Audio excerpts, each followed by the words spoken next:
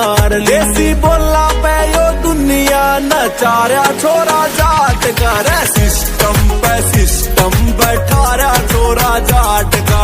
देख तेरे सुपना में आ रहा छोरा जाट। चाहे लोग भले कुछ भी कहे मेरे भाई, पर ट्रैक्टर चलाने का अपना एक अलग ही मजा है।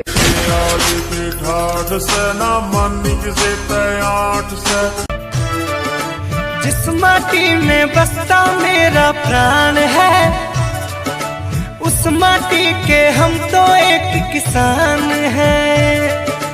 जिस माटी में बसता मेरा प्राण है, उस माटी के हम तो एक किसान हैं। ये पुरखों के कर्मों का सम्मान है, ये पुरखों के कर्मों का सम्मान है।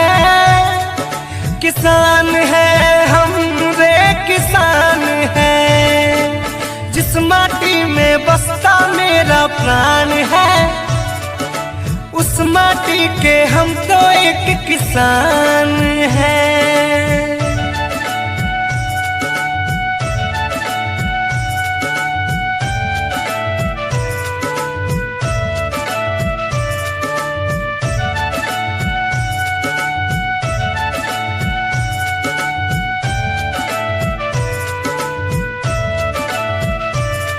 रोटी और मक्का खाके हल से है खेत को जोता।